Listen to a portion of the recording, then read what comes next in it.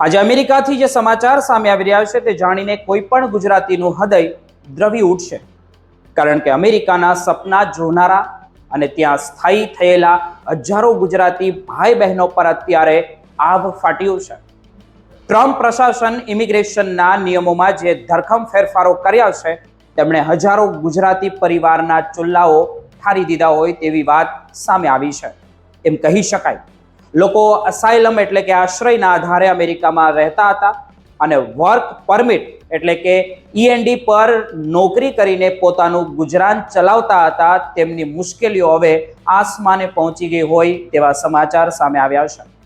અગાઉ જે બાઇડન સરકારના સમયમાં આ વર્ક પરમિટ 5 વર્ષ માટે મળતી હતી અને એ ઓટોમેટિક રિન્યુ થઈ જતી હતી, જેમના કારણે લોકો શાંતિથી નોકરી કરી શકતા હતા અને અમેરિકામાં રહી શકતા હતા। પણ ટ્રમ્પ સરકારે આવવાની સાથે જ આ મુદત ઘટાડીને માત્ર 2 વર્ષની કરી દીધી છે અને ઓટોમેટિક રિન્યુઅલની સુવિધા પણ છીનવી લીધી।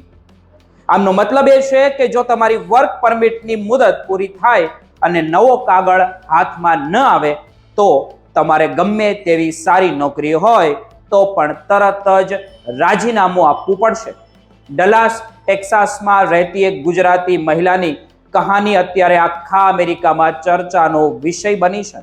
આ મહિલાએ વર્ષો સુધી મહેનત કરીને અમેરિકાનું પોતાનું સ્થાન બનાવ્યું હતું, પણ તે વર્ક પરમિટ રિન્યુ ન થઈ શકી અને સરકારી વિલંબને કારણે તેણે પોતાની વર્ષો જૂની નોકરી ગુમાવી પડી। હવે તમે વિચાર કરો કે જે પરિવારે ત્યાં ઘરના હપ્તા ભરવાના હોય, ગાડીના હપ્તા હોય અને બાળકોની મોંઘી ફી ભરવાની હોય કે સ્કૂલની, કે પછી તેમની પાસે જો આવકનું સાધન જ ન રહે તો તેમની હાલત કેવી કફોડી થાય। આજે ડલાસમાં એક ગુજરાતી શિક્ષક સાથે આવું જ થયું છે। તેમણે 3 મહિના પહેલા અરજી કરી હોવા છતાં તેને હજુ સુધી પરમિટ મળી નથી અને તેણે નોકરી વગર ઘરે બેસવાનો વારો આવ્યો છે। આ તો માત્ર 2 કિસ્સાઓ છે, પણ હકીકતમાં હજારો ગુજરાતીઓ એવા hotel business, gas station, convenience store, IT ક્ષેત્રમાં કામ કરે છે। તેમને માથે અત્યારે દેશ નિકાલની મોટી તલવાર લટકી રહી છે। આ પરિસ્થિતિ એટલી ગંભીર છે કે ગુજરાતી પરિવારો અત્યારે માનસિક રીતે તૂટી ગયા હોય તેવું લાગી રહ્યું છે। ઘણા લોકોએ તો ગુજરાતમાં પોતાની જમીન જાયદાદ વેચીને અમેરિકામાં સેટ થવા માટે લાખો કરોડો રૂપિયા ખર્ચ્યા હતા। હવે અહીં પણ તેમની પાસે કંઈ બચ્યું નથી અને અમેરિકામાં રહેવા માટે તેમની પાસે કાયદેસરના કાગળો નથી। આજે મઠાગાંઠ સેંકડો માસૂમ બાળકોના ભવિષ્ય ઉપર જોખમ મુકાઈ ગયું હોય તેવું આપણને લાગી રહ્યું છે। મિત્રો, અમેરિકામાં વસતા ગુજરાતી એસોસિએશનના જણાવ્યા અનુસાર જોઈએ કે લોકોમાં ભારે ફફડાટ પણ દેખાઈ રહ્યો છે અને લોકો હવે ઘરની બહાર નીકળતા પણ ડરી રહ્યા છે, કારણ કે કાયદેસરની વર્ક પરમિટ વગર કામ કરવું એ અમેરિકામાં મોટો ગુનો ગણાય છે અને તેમાં પકડાયા તો સીધા જ ભારત પાછા મોકલી દેવામાં આવશે, એટલે કે તમને ડિપોર્ટ કરવામાં આવશે।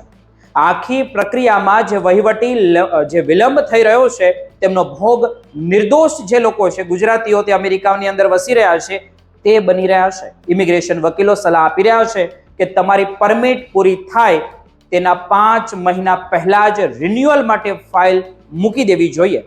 પણ સવાલ તો મિત્રો એ ઊભો થાય છે કે જે લોકોની પરમિટ અત્યારે પૂરી થવાની આરે છે અને જેમના કાગળો સિસ્ટમમાં ફસાયેલા છે, તેમને શું આ સંકટના કારણે હવે અમેરિકાથી ગુજરાત આવતા નાણાંમાં પણ ઘટાડો થઈ શકે?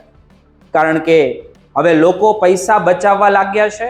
ખબર નહીં ક્યારે નોકરી જતી રહે અને ક્યારે ભારત પાછા આવવું પડે કે ડિપોર્ટ થવું પડે।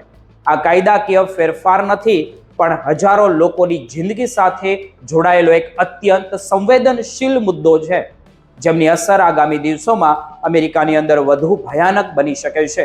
ટૂંકમાં કહીએ તો જે અમેરિકા ગુજરાતીઓની શાનથી, ગુજરાતીઓ ત્યાં શાનથી રહેતા હતા, આજે ત્યાં તેમને પોતાની ઓળખ અને અસ્તિત્વ બચાવવા માટે વલખા મારવા પડી રહ્યા છે તેવું પણ આપણે કહી રહ્યા છીએ કે કહી શકાય। તમારું શું કહેવું છે નીચે કોમેન્ટ કરીને જરૂર જણાવજો।